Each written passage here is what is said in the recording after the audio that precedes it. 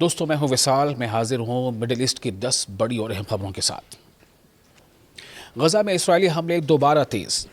Hamas کے غیر مسلح ہونے پر رضامندی کی خبروں کے ایک دن بعد اسرائیل نے غزہ کے مختلف علاقوں میں نئے حملے شروع کر دیے ہیں۔ حملوں کے باعث مزید جانی اور مالی نقصانات کی اطلاعات موصول ہوئی ہیں۔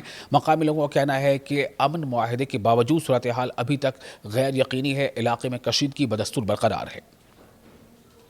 غزہ جنگ بندی پر محتاط امید۔ حماس اور اسرائیل کے درمیان ممکنہ معاہدے پر عالمی سطح پر محتاط امید ظاہر کی جا رہی ہے۔ کئی دیشوں نے فریقین کو امن عمل آگے بڑھانے کا مشورہ دیا ہے، تاہم غزہ کے رہائشیوں کا کہنا ہے کہ وہ مکمل امن کے بارے میں ابھی پر اعتماد نہیں ہے۔ جنگ کے اثرات اب بھی روزمرہ زندگی پر نمایاں ہیں۔ یمن کے حوثیوں کا بحر احمر سے متعلق بیان۔ یمن کے حوثی گروپ نے ان خبروں کی تردید کی ہے کہ وہ بحر احمر سے گزرنے والے جہازوں سے فیس وصول کریں گے۔ ان کا کہنا ہے کہ سمندری راستہ بدستور کھلا اور قابل استعمال ہے۔ اس بیان کے بعد عالمی شپنگ کمپنیوں کی توجہ دوبارہ اس راستے پر مرکوز ہو گئی ہے۔ بحر احمر عالمی تجارت کے لیے ایک اہم راستہ سمجھا جاتا ہے۔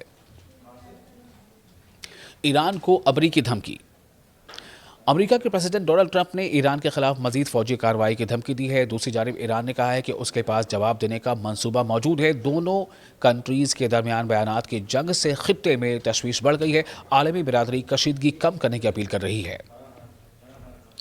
جنوبی لبنان میں زوردار دھماکے۔ جنوبی لبنان میں کئی زوردار دھماکوں کی اطلاعات ملی ہیں۔ رپورٹس کے مطابق اسرائیلی فوجی سرگرمیوں کے باعث یہ دھماکے ہوئے ہیں۔ مقامی آبادی میں خوف و ہراس پھیل گیا ہے۔ صورتحال پر لبنانی حکام مسلسل نظر رکھے ہوئے ہیں۔ شام میں سابق اسد اہلکار کے خلاف اہم مقدمہ۔ ایک شامی یعنی سیریا کے وکیل نے سابق اسد حکومت کے ایک اہلکار کے خلاف تاریخی مقدمہ شروع کیا ہے۔ انسانی حقوق کی تنظیمیں اس پیش رفت کو اہم قرار دے رہی ہیں۔ متاثرین کو امید ہے کہ انہیں انصاف مل سکے گا۔ یہ مقدمہ شام کے حالیہ سیاسی حالات میں خاص اہمیت رکھتے ہیں۔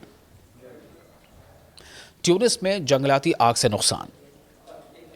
تیونس کے شمالی علاقوں میں جنگلاتی آگ نے کئی خاندانوں کو متاثر کیا ہے۔ متعدد گھروں، مویشیوں اور زرعی زمینوں کو نقصان پہنچا ہے۔ مقامی لوگ بہتر بنیادی سہولیات اور امداد کا مطالبہ کر رہے ہیں۔ حکام متاثرہ علاقوں میں امدادی کارروائیاں جاری رکھے ہوئے ہیں۔ غزہ میں سٹی اسکین مشینوں کی شدید کمی۔ غزہ کے اسپتالوں میں سٹی اسکین مشینوں کی کمی ایک بڑا طبی مسئلہ بن گئی ہے۔ ڈاکٹروں کا کہنا ہے کہ مریضوں کی بروقت تشخیص میں مشکلات پیش آ رہی ہیں۔ اس کے باعث کئی بیماریوں کا علاج متاثر ہو رہا ہے۔ صحت کے شعبے پر جنگ کے اثرات مزید نمایاں ہو رہے ہیں۔ اسرائیلی آبادکاروں کو اسلحہ فراہم کرنے پر سوالات۔ الجزیرہ کی رپورٹ کے مطابق اسرائیلی حکومت نے آبادکاروں کو بڑی تعداد میں اسلحہ فراہم کیا ہے۔ ناقدین کا کہنا ہے کہ اس اقدام سے کشیدگی مزید بڑھ سکتی ہے۔ فلسطینی علاقوں میں پہلے ہی تشدد کے واقعات میں اضافہ دیکھا جا رہا ہے۔ اس معاملے پر بین الاقوامی توجہ بھی بڑھ رہی ہے۔ سعودی عرب کے جوہری پروگرام پر گفتگو۔ بی بی سی کی رپورٹس کے مطابق امریکہ اور سعودی عرب کے درمیان جوہری پروگرام سے متعلق اہم بات چیت جاری ہے۔ اس معاملے کو مشرق وسطیٰ کی سیاست میں بڑی پیش رفت سمجھا جا رہا ہے۔